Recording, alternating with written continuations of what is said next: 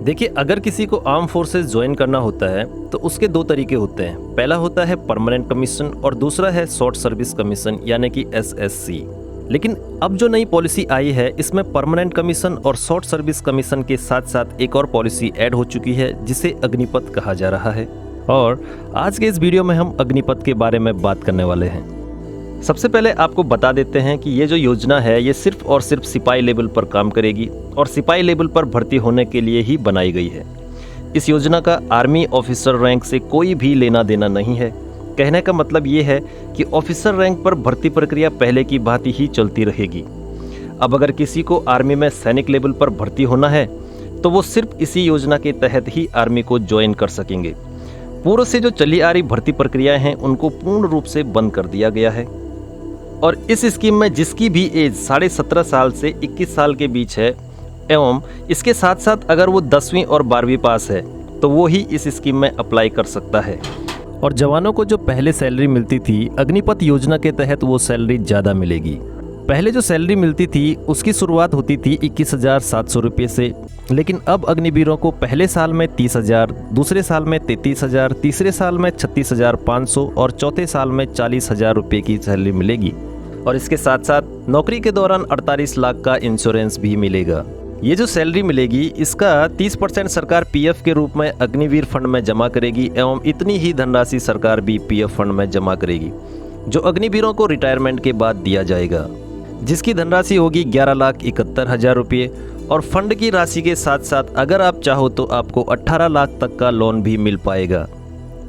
देखिए, 4 साल का टेन्योर पूरा होने पर 25% अग्निवीरों को आर्मी में परमानेंट किया जाएगा, से 75% को घर जाना होगा। इस पूरे 4 साल में 3 साल स्किल बेस के आधार पर बैचलर डिग्री का भी अरेंजमेंट किया जाएगा। इसमें आर्मी, नेवी और एयरफोर्स का इग्नू के साथ एक MOU साइन होगा जिसमें अग्निवीर बैचलर डिग्री के लिए एनरोल कर सकेंगे, जिसमें पहले साल में सर्टिफिकेट, दूसरे साल में डिप्लोमा और तीसरे साल में डिग्री दी जाएगी। तो पढ़ाई की जो दिक्कत है वो तो नहीं होने वाली है। देखिए, पॉलिसी तो बहुत अच्छी लग रही है, पैसे ज़्यादा मिल रहे हैं, लोन भी मिल रहा है, एग्जिट होने पे लगभग 12 लाख का अमाउंट भी मिल रहा है, 2 साल कोरोना काल एज का बेनिफिट भी मिल रहा है। और इसके साथ साथ ये भी कहा जा रहा है कि जब आप यहाँ से निकलोगे तो आपको अन्य जॉब में भी प्रेफरेंस मिलेगा, जैसे कि central police, state police, Assam rifle etcetera. और इसके साथ साथ सरकार ने अभी ये भी अनाउंस किया है कि 10% का रिजर्वेशन भी मिलेगा। अब आप सोचेंगे कि सब कुछ तो ठीक है लेकिन लोग प्रोटेस्ट क्यों कर रहे हैं, तो देखिए, जितना सिंपल लग रहा है उतना सिंपल है नहीं। सबसे पहली चीज़ है मेडिकल फैसिलिटी। जो जवान और उसकी फैमिली को मेडिकल बेनिफिट मिलते थे वो अब बिल्कुल नहीं मिलेंगे। पेंशन नहीं मिलेगी, ग्रेजुटी नहीं मिलेगी और जो 11 लाख मिल रहा है वो वन टाइम अमाउंट है।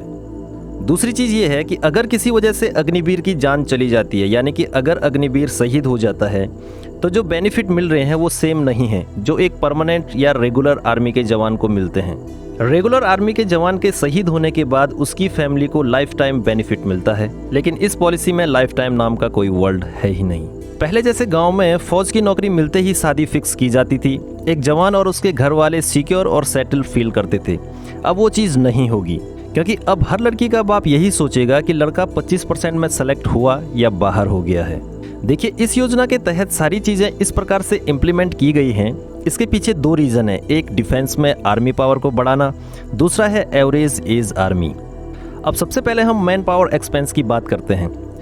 ओवरऑल जो आर्मी का बजट है वो 5,25,000 करोड़ रुपए का है, जिसमें से 1,19,000 करोड़ पेंशन में चले जाता है और सेम इतनी ही राशि सैलरी में चले जाती है।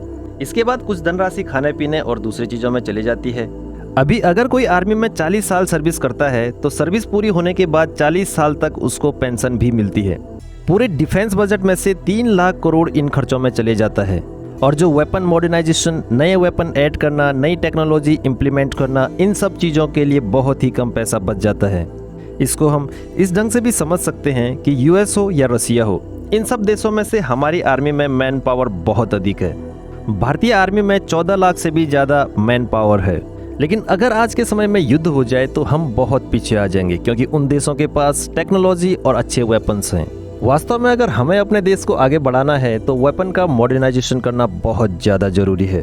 और इसके लिए सबसे बेस्ट तरीका यही है कि आर्मी में मैन पावर को कम किया जाए और उस बचे हुए पैसे को वेपन के ऊपर खर्च किया जाए। और दूसरी चीज़ है एवरेज एज। सुब्रमण्यम कमेटी जो कारगिल युद्ध के बाद बैठी थी उसमें भी ये बात कही गई थी कि आर्मी की जो एवरेज एज है वो कम होनी चाहिए, क्योंकि 22-23 साल का जवान जितनी तेजी से पहाड़ चढ़ सकता है उतनी तेजी के साथ 32 साल का जवान नहीं चढ़ पाएगा। और इसका जो रेशियो है वो 1:1 होना चाहिए, मतलब कि यंग और सीनियर का कॉम्बिनेशन।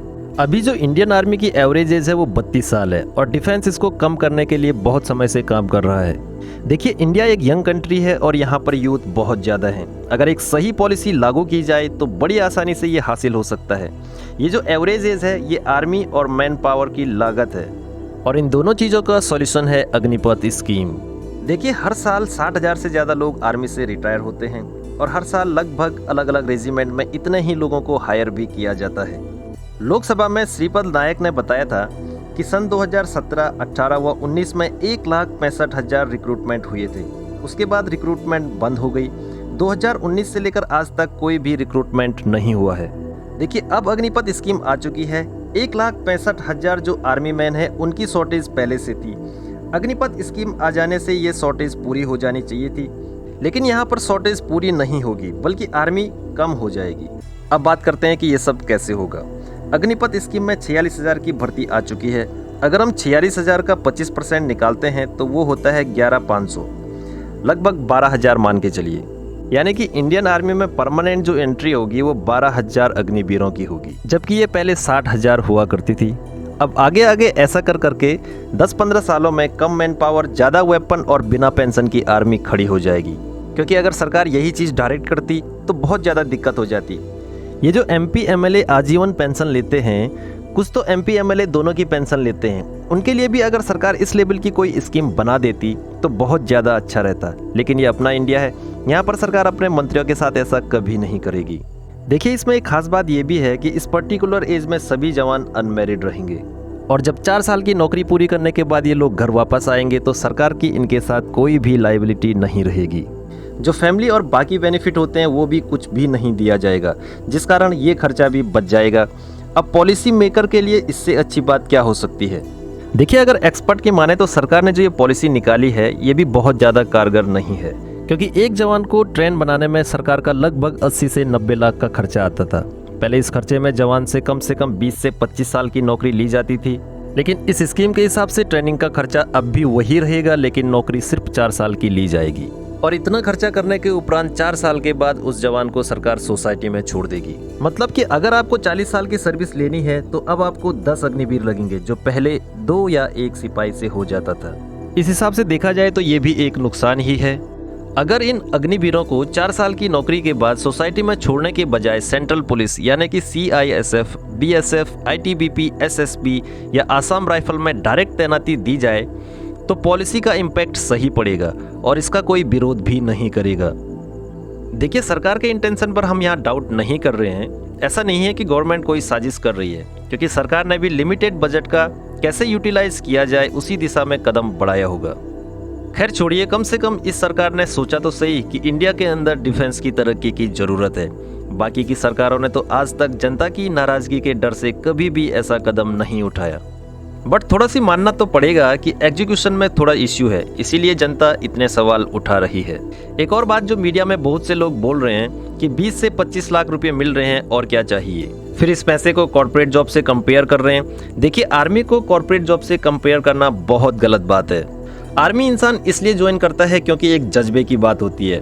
वो अपनी जान को हथेली पर रखकर देश की सेवा करने जाते हैं और ये कोई मजाक की बात नहीं है। कोई भी इंसान अपने बच्चे को या अपने भाई को 20 से 25 लाख रुपए के लिए गोली खाने के लिए बॉर्डर पर नहीं भेज सकता है। देखिए, जब एक जवान अपनी जान हथेली पर रखकर देश की सेवा के लिए निकलता है तो उसे सिर्फ इतना ही चाहिए कि उसकी फैमिली सिक्योर रहे, जो भी बेनिफिट है वो उसकी फैमिली को मिल सके। हालांकि ये बात भी तय है कि एक fully trend combat ready soldier बनने के लिए कम से कम 7 से 8 साल लग जाते हैं, जो कि 4 साल में होना बिल्कुल भी नामुमकिन है। हालांकि लोग अभी भी फॉर्म भरेंगे, एग्जाम देने जाएंगे, सबको ये पता भी है, तभी ये स्कीम निकाली भी गई है। क्योंकि इंडिया एक ऐसी कंट्री है जहां पर जॉब की इतनी सारी दिक्कत है कि अगर आप 2 साल की कोई स्कीम निकालोगे तो भी लाखों फॉर्म भरे जाएंगे। लेकिन इसे जॉब देना नहीं कहते हैं, बल्कि मजबूरी का फ़ायदा उठाना कहते हैं। अब आगे देखते हैं कि क्या होता है। स्कीम में अगर कोई फेरबदल होगा तो उसका अपडेट हम आपको देते रहेंगे। आज के वीडियो में बस इतना ही। मिलते हैं अगले वीडियो में कुछ और जानकारी के साथ। तब तक के लिए बाय बाय, टेक केयर, जय माता दी।